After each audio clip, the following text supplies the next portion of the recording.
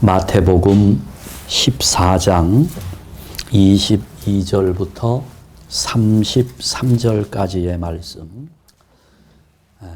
오늘 우리가 읽은 이 본문의 사건은 아주 유명한 예수님의 오병이어 사건이 일어난 직후에 벌어진 일입니다.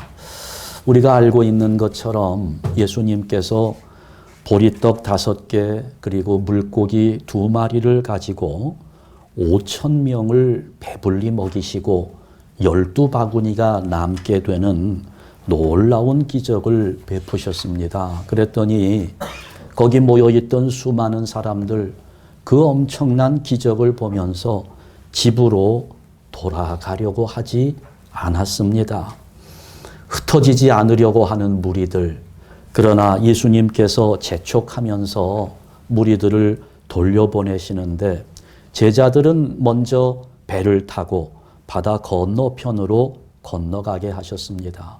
그리고 예수님이 직접 무리들을 집으로 돌려보내시고 그 사람들이 다 돌아가니까 예수님은 홀로 산에 올라가서 날이 저물도록 기도하셨습니다. 그런데 그 갈릴리 바다에 큰 바람이 불면서 그 배를 타고 건너가던 제자들이 고생을 하게 되었습니다. 근데 오늘 본문을 보면 오늘 본문 말씀을 다시 한번 보면서 이 상황들을 여러분들이 보면 되겠는데요. 여기 지금 시간을 밤 사경이라고 되어 있어요. 밤 사경이라고 하면 요즘 우리가 사용하는 시간으로는 새벽 3시에서 6시 사이가 됩니다. 그러니까 이제 동틀 무렵이 되는 거지요. 제자들은 밤새도록 거센 풍랑 때문에 고생을 했다는 말입니다.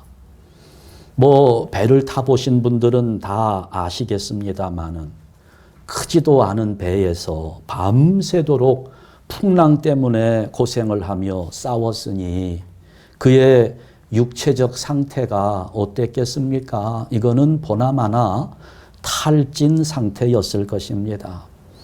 예수님께서 기도하시다가 제자들이 이런 고생을 하고 있는 것을 아시고 제자들에게 찾아오시는데 바다 위를 걸어서 오시는 겁니다. 지쳐서 탈진 상태에 있는 제자들은 예수님 물 위로 걸어오시는 모습을 보면서 유령으로 생각을 했습니다. 귀신이 찾아오는가? 그래서 제자들은 두려움에 비명을 지르면서 어쩔 줄 몰라 하는데 예수님께서 제자들에게 안심하라, 나다, 두려워하지 말아라 이렇게 말씀을 해 주십니다. 여기에서 이제 제자들 중에 가장 성질이 급한 베드로의 단면이 나타납니다. 28절 말씀에 보면 만일 주님이시거든 나를 명하사 물 위로 오라 하소서. 나도 좀 걷게 해달라는 거지요. 물 위로 걸어가게 해달라고 요청합니다. 오늘 우리가 살필 부분이 바로 이 부분인데요. 베드로가 지금 하고 있는 이 한마디, 그리고 그 이후에 베드로가 어떤 일을 경험하는지 하는 이런 모습들 속에서 오늘 우리가 신앙생활하며 배워야 할 진리가 담겨 있습니다. 첫 번째, 베드로는 행동하기 전에 주님의 분명한 음성을 듣고 행동했다는 것입니다. 사실 베드로의 성격을 보면 물어보고 말고 할 거 없어요. 묻고 말고 할 것이 없습니다. 성격이 굉장히 급한 사람입니다. 예수님 붙잡겠다고 쫓아온 군사들을 보면서 그 자리에서 그냥 칼을 뽑아서 휘두르는 사람이에요. 예수님 부활하셨다는 여인들의 말을 듣고 베드로와 요한 2사람이 뛰어가는데 요한이 젊었으니까 먼저 도착을 하죠. 그런데 요한은 무덤 속에 들어가지 않고 주변을 살핍니다. 머뭇머뭇거립니다. 뒤따라온 베드로는 앞뒤 재지도 않고 그냥 무덤 속으로 들어가 버립니다. 성격이 굉장히 급한 사람이에요. 그러니까 베드로의 성격으로는 그냥 예수님이니까 물 위로 자기도 뛰어들어야 속이 시원한 그런 성격입니다. 그런데 그런 급한 성격을 가진 베드로가 지금은 예수님께 먼저 묻고 그리고 예수님의 대답을 기다리고 있습니다. 예수님이 응답하시기를 기다리는 거예요. 우리의 모습을 한번 살필 필요가 있습니다. 사실 많은 신앙인들이 베드로보다 더 급하게 행동하는 경우가 많습니다. 무슨 일을 할 때 주님의 뜻을 물어보지도 않고 자기 마음대로 결정하고 주님의 응답을 받기도 전에 자기 생각으로 괜찮을 것이라는 판단이 서면 주저하지 않고 무작정 뛰어내립니다. 우리가 기도하는 것을 무릎을 꿇는다 이렇게 표현합니다마는 무릎을 꿇는 모습은 이제 현대 신앙인들에게서 찾아보기 어려운 모습이 되었어요. 기도한다는 거 어떤 면에서 보면 시간 낭비인 것처럼 생각되기도 합니다. 이미 내가 결정했으니 그것으로 다 된 거예요. 결정한 후에 뭐 기도를 하기는 해요. 그러나 그 기도하는 것도 형식에 불과합니다. 이미 뛰어내릴 것으로 내가 결정했으니까 인정해달라고 졸라댈 뿐입니다. 주님의 뜻이 어디 있는지는 궁금하지도 않아요. 관계없습니다. 그리고 이미 내가 결정했고 내가 뛰어내렸으니까 지금부터는 하나님 알아서 책임져 달라는 그런 기도를 합니다. 그러면서 이렇게 제멋대로 시작해놓고 결과는 만족으로 돌아오기를 기대합니다. 그러다가 결과가 좋으면 공은 다 자신의 몫으로 돌립니다. 왜요? 내가 결단력 있게 추진하면서 주저하지 않고 행동했기 때문이고 뭐 기도는 했지만 주님이 나를 위해서 해주신 것이라고는 그냥 좀 인정해 주시고 밀어주신 것 정도 보조 조금 해주신 정도이기 때문에 내가 잘했다고 생각을 합니다. 그러나 결과가 실패로 돌아가게 되면 상황은 달라집니다. 원망은 온통 주님에게로 향합니다. 내가 기도했는데 하나님 왜 안 들어주셨느냐고, 나는 주님을 믿고 뛰어들었는데 왜 실패했느냐고 항변합니다. 여러분, 이것은 신앙의 억지입니다. 기도의 강짜예요. 강짜를 부리는 거지요. 그런데 지금 베드로를 보세요. 성질이 아주 급한 사람이었지만 지금 주님의 뜻을 묻고 주님의 대답을 기다리고 있습니다. 그래서 주님께서 오라 이렇게 말씀을 하시니까 주님의 음성을 듣기까지 움직이지 않던 베드로가 이제 그 주님의 확실한 음성을 듣고 행동을 하는 것입니다. 바로 이것이 믿음 생활입니다. 믿음 생활은 행동하기 전에 먼저 주님의 음성을 듣는 것부터 시작하는 것입니다. 주님의 응답을 받기 전에는 움직이면 안 되는 거예요. 어떤 분들은 목사님, 나는 아무리 기도해도 주님의 음성을 들을 수 없다고 말씀하시는 분이 있어요. 그러나 여러분, 그렇지 않습니다.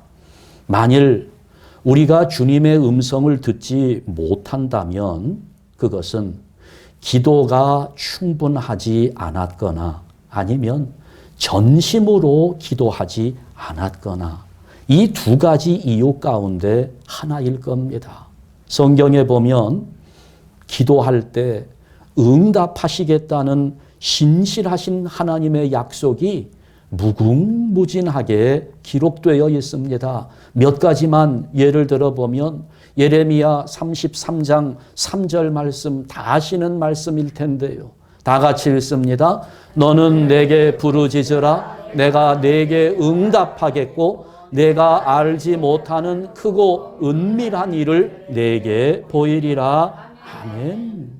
시편 3편 4절 말씀에도 보면 같이 읽습니다.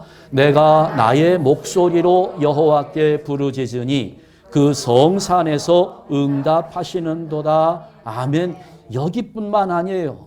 여러분이 응답에 대한 약속들을 열거하자면 오늘 하루 종일 해도 시간이 모자랄지 모릅니다. 하나님의 말씀은 그거예요. 우리가 전심으로 하나님의 뜻을 구하면서 충분하게 기도하게 되면 하나님은 반드시 응답하신다는 겁니다. 성경 말씀을 통해서 응답하실 때도 있고 또 우리가 기도하는 가운데 마음속에 들어오는 깨달음을 통해서 응답하시기도 하고 찬송을 부르면서 그 찬송의 가사를 통해서 응답하시기도 하고 또 때로는 어떤 사람을 통해서 음성을 들려주시기도 하고 반드시 응답하신다는 겁니다. 그러면서 하나님은 기도하는 우리 마음 중심에 내가 확실하게 응답하리라는 겁니다. 확신을 주겠다는 거예요. 파스칼이라는 분이 있지요. 아주 유명한 분입니다. 그분이 인간을 가리켜서 이렇게 정의했습니다. 인간의 존재는 천사와 사탄의 중간 존재라고 표현했습니다. 이게 무슨 존재론적인 표현은 아니고요. 우리의 마음 상태를 표현하고 있는 것 같습니다. 그러니까 천사와 사탄의 중간 존재라는 것은 우리 사람 속에 천사와 같은 선한 면이 있는 반면 사탄의 흉악한 면도 함께 존재하고 있다는 뜻으로 그렇게 해석됩니다. 그렇지요? 천사 같은 마음도 있고 사탄과 같은 마음도 있습니다. 그러니까 우리는 모든 사람이 그래요. 마음속으로 끊임없이 두 가지 음성을 듣는 거예요. 하나는 우리에게 생명을 주시는 주님의 음성이 있고 또 하나는 내 안에 욕심을 부채질하는 사탄의 음성도 있습니다. 이 두 가지 음성이 끊임없이 우리에게 들려오는데 우리가 이것을 분별하면서 어떤 음성을 듣고 어떤 말씀을 따라갈 것인가 이걸 우리가 선택해야 되는 겁니다. 누구의 음성에 내 마음이 사로잡히고 있느냐 이것이 중요한 겁니다. 안데르센이라고 하는 분이 많은 동화를 썼어요. 그런데 이분이 쓴 동화를 보면 어린 아이들을 위해서 쓴 것이라기보다 어른들이 그 동화를 들으면서 인생의 진리들을 많이 깨닫는 것 같습니다. 분홍신이라는 동화가 있습니다. 거기 보면 어떤 마술사가 신발을 만들었어요. 분홍색 신발입니다. 그런데 그 신발을 신게 되면 누구든지 아주 멋지게 춤을 추게 되는 그런 신발입니다. 한 소녀가 그 신발이 너무너무 갖고 싶었어요. 그러다가 그 신발을 신을 수 있게 됩니다. 그래 그 소녀가 그 분홍신을 신는 순간 얼마나 아름답게 춤을 추고 즐겁게 춤을 추면서 사람들을 즐겁게 만들고 아주 신이 났습니다. 계속 춤을 추었습니다. 그러나 결국은 그 분홍신을 신는 그 순간에 그 소녀는 벗을 수 없는 불행한 올가미에 빠져들게 되는 거였어요. 그 신은 한 번 신으면 벗을 수 없는 신발이었습니다. 계속 춤을 추어야 합니다. 처음에는 아주 즐거웠어요. 신이 났습니다. 멋지게 춤을 추면서 사람들이 박수갈채를 보내고 축하해주고 칭찬해주고 너무너무 기뻤습니다. 그런데 이렇게 시작된 춤이 멈추어지지를 않는 겁니다. 계속 춤만 추어야 합니다. 이제는 좀 집으로 돌아가고 싶은데 돌아갈 수가 없습니다. 이제는 좀 쉬고 싶은데 이게 마음대로 되지를 않는 거예요. 내가 너무나 신고 싶었던 신발인데 한번 신고 보니까 그 신발에 이끌리는 자기의 마음을 자기가 어떻게 할 수가 없는 겁니다. 신발을 신을 때에는 그 소녀가 자신의 뜻에 따라서 신은 것이지만 일단 신고 보니까 그 분홍 신발에 붙들려 다니는 신세가 되어버리고 말았지요. 그 소녀는 결국 그 신발을 신고 계속 춤만 추다가 지쳐서 탈진하고 죽게 되었다는 그런 내용입니다. 여러분, 우리가 누구의 말씀을 따라가느냐, 내 마음을 어디에 두고 살아가느냐 하는 것이 너무나 중요합니다. 우리 한번 생각해 봅시다. 여러분은 지금 누구의 장단에 맞추어서 춤을 추고 있습니까? 누구의 음성을 듣고 따라가고 있습니까? 우리가 신앙을 가진 하나님의 자녀로서 주님의 음성을 듣기 전에 내 마음대로 생각하고 어떤 일을 결정했다면 사실 그것은 내 생각이 아닙니다. 그것은 사탄의 생각입니다. 주님의 허락이 떨어지기 전에 행동하는 것은 사탄에게 조종당하는 것입니다. 그래서 우리는 철저하게 주님께 물어야 하고 주님의 음성을 들어야 하고 그런 후에 행동해야 하는 것입니다. 마틴 루터 같은 분, 종교개혁의 위대한 역사를 이룬 분입니다. 아주 훌륭한 분이지요. 그런 루터 같은 분이 왜 하루에 3시간씩이나 기도를 했을까요? 얼마나 바쁜 사람이었는데, 너무나 할 일이 많은 사람이었는데, 그분이 왜 나는 바쁘기 때문에, 할 일이 많기 때문에 더 많이 기도해야 한다고 그렇게 말했을까요? 기도하지 않고 내 마음대로 결정하고 행동한다면 그것은 결국 사탄을 돕는 일이 되기 때문에 그랬던 것입니다. 여러분, 우리는 무엇이든지 행동하기 전에 먼저 주님의 음성을 듣기 위하여 충분하게 기도하는 성도들 되시기를 주님의 이름으로 축원합니다. 두 번째로 끝까지 믿음을 지켜야 한다는 것입니다. 자, 지금 우리가 살펴본 대로 베드로는 그 시작이 참 좋았습니다.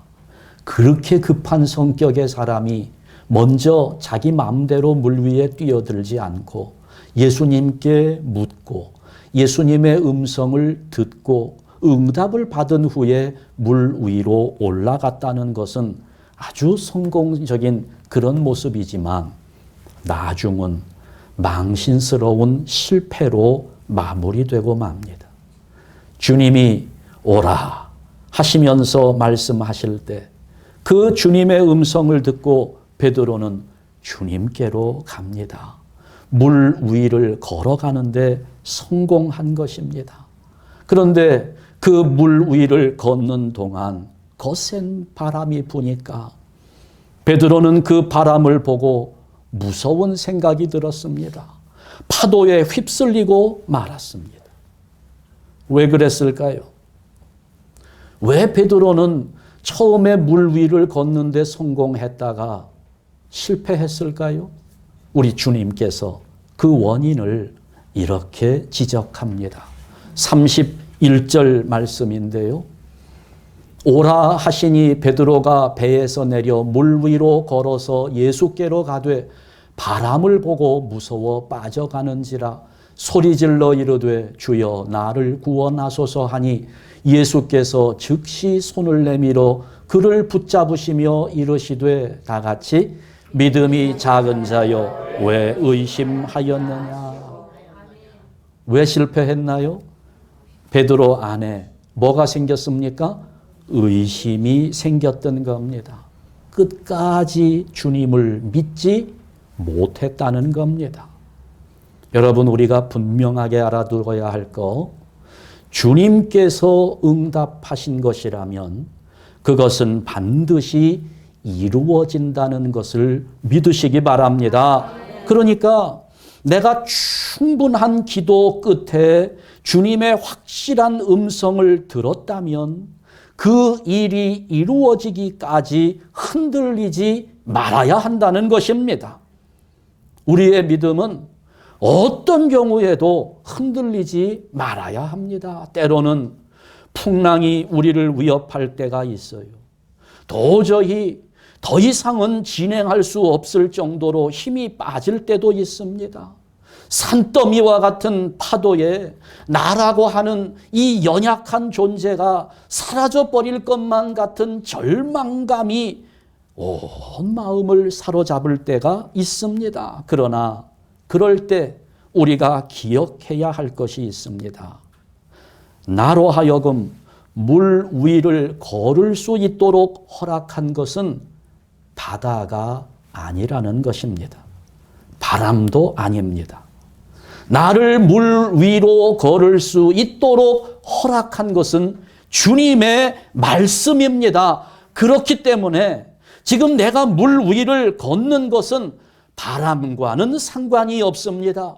풍랑과도 상관이 없습니다. 파도와도 무관한 것입니다. 무슨 허리케인이 와도 바다가 뒤집혀도 주님의 말씀이 허락한 것이기 때문에 주님의 말씀만 믿고 가면 끄떡없는 것입니다. 주변에 어떤 변화가 생길지라도 믿음으로 끝까지 가기만 하면 주님의 말씀이 허락한 것이기 때문에 반드시 이루어지게 된다는 것을 우리가 믿고 가야 된다는 겁니다.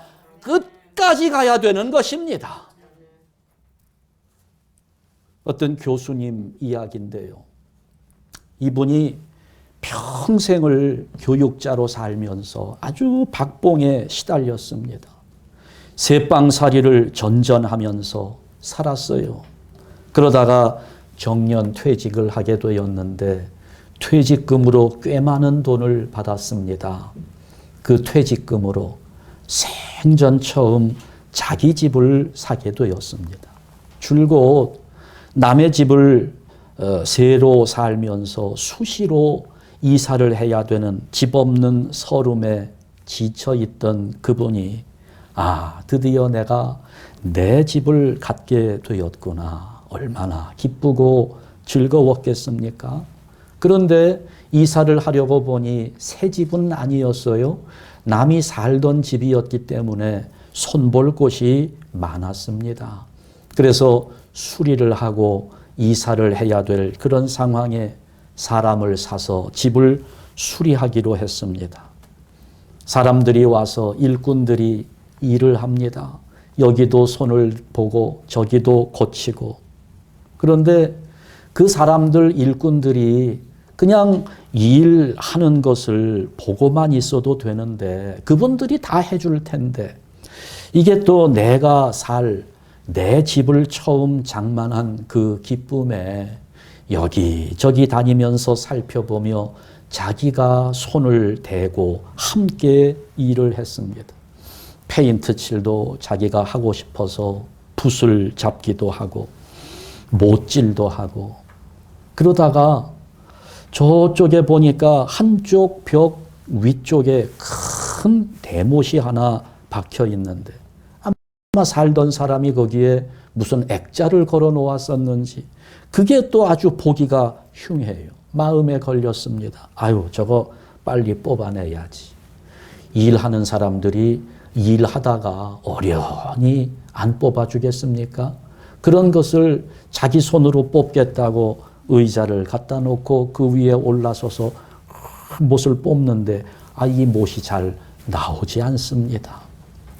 저걸 망치로 해야지 하고 장도리를 갖다가 딱 꽂고서는 두 손으로 확 잡아 빼는데 이게 손으로 뽑을 때는 잘 안 나오려고 버티던 못이 장도리로 하니까 그냥 쉽게 쑥 나오잖아요. 자기가 손으로 뽑을 때 안 나오던 것을 생각을 해서 장도리로 이걸 두 손으로 잡고 확 하는데 못이 그냥 쑥 빠져나오면서 뒤로 꽈당 하고 자빠지고 말았습니다. 뇌진탕으로 세상을 떠나고 말았어요. 결국 하룻밤도 자기 집에서 잠을 자보지 못하고 인생을 끝내버리고 만 겁니다. 여러분, 우리 인생이 그렇잖아요. 시작이 매우 중요하지만 마지막은 더 중요합니다. 우리가 마지막을 어떻게 장식할 것인가?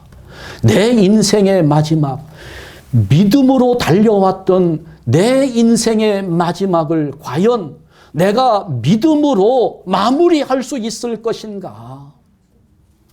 여러분, 아무리 훌륭한 믿음의 집안에서 태어났다고 해도, 그리고 일평생 내가 하나님을 섬기면서 믿음을 잘 지켜왔다 할지라도 마지막 순간에 믿음을 저버리게 되면 소용없는 일이 되고 맙니다. 여러분, 나라를 위해서 목숨을 잃게 되면 순국자라고 사람들이 추앙을 해줍니다. 복음을 위해서, 교회를 위해서 평생을 수고하다가 죽음을 당하면 순교자라고 그렇게 이야기합니다. 보세요. 그동안에 어떻게 살아왔는지는 잘 따지지 않습니다. 마지막 죽는 순간 무엇을 하다가 죽었느냐에 따라서 순국자의 명예도 얻게 되고 순교자의 칭호도 받게 되는 겁니다. 그런데 그가 평생을 어떻게 살았건 간에 마지막 순간 돈만 따라가다가 죽었다면 그 사람 무슨 꼬리표가 붙습니까? 수전노라는 꼬리표가 붙을 수밖에 없습니다. 여러분, 우리가 한번 판단해 보죠. 베드로는 지금 실패한 겁니까? 성공한 겁니까? 처음에는 물 위를 걸었다가 나중에 물속으로 빠져들어갔으니까 한 절반쯤 성공했다고 그렇게 판단할까요? 아니요. 베드로는 실패한 겁니다. 처음에는 성공한 것처럼 보였을 뿐입니다. 마지막이 중요한 거예요. 결과가 어떠한가 하는 것이 중요한 것입니다. 여러분, 이 시간에 우리는 주님의 음성을 들으라 하시는 이 말씀을 가슴에 새기면서 주님의 음성을 사모할 수 있기를 바랍니다. 아멘. 이사야 55장 6절 말씀에 보면 이런 말씀을 기록하고 있어요. 우리 다 같이 읽습니다. 너희는 여호와를 만날 만한 때에 찾으라. 가까이 계실 때에 그를 부르라. 아멘. 때가 있는 겁니다. 때를 놓치지 맙시다. 여러분, 사실 우리가 나중에 기회가 있겠지, 지금은 아니잖아 생각하지만 나중에 언제요? 우리가 언제까지 살 수 있을 텐데요? 한 50년 더 사실 것 같습니까? 30년 더 사실 것 같아요? 오늘 하루도 채우지 못할 수 있습니다. 지금 여호와를 만날 만한 지금 하나님을 찾고, 지금 하나님이 가까이 계시면서 나를 부르고 너희가 내 앞에 찾아와 부르짖을 때 내가 응답하리라 말씀하시는 지금 하나님께 부르짖는 성도들이 되어야 하는 겁니다. 우리 한샘교회 성도 여러분들, 지금 나에게 기회가 주어졌을 때 충분하게 기도하면서 주님의 음성을 들으시기 바랍니다. 그리고 끝까지, 마지막 순간까지 그 주님의 말씀을 붙잡고 믿음을 지키며 승리하는 성도들 되시기를 주님의 이름으로 축원합니다. 기도하겠습니다. 하나님 아버지, 감사합니다. 우리가 부족하고 연약함이 얼마나 많은지, 그러나 그럼에도 불구하고 하나님은 이런저런 자격들 따지지 않으시고 우리들을 무조건 불러서 예수 그리스도 보혈의 공로를 의지하게 하시고 구원의 자리에 설 수 있도록 인도해 주셨습니다. 감사합니다. 하나님, 오늘 우리가 우리를 불러주신 하나님 은혜 감사하면서 이제까지 내 인생 나의 것인 줄 알고 내 마음대로 자행자지하며 살아왔던 모든 모습들 회개합니다. 아버지여, 이제는 우리가 믿음을 가진 하나님의 자녀가 되었으니 이제는 내 생각대로, 내 마음대로, 내 판단대로 살지 않도록 인도하여 주시되, 무엇보다도 내 욕심을 자극하는 사탄의 음성을 따르는 어리석은 자들 되지 않게 하여 주시옵소서. 무엇이든지 행동하기 전에 먼저 하나님 앞에 엎드려 기도하고 하나님의 뜻을 깨달은 후에 행동할 수 있는 믿음의 사람들로 살 수 있도록 인도하여 주시되, 처음뿐만 아니라 마지막 순간까지 그 믿음을 지키면서 승리하는 성도들 되게 하여 주시옵소서. 예수 그리스도의 이름으로 기도하옵나이다. 아멘.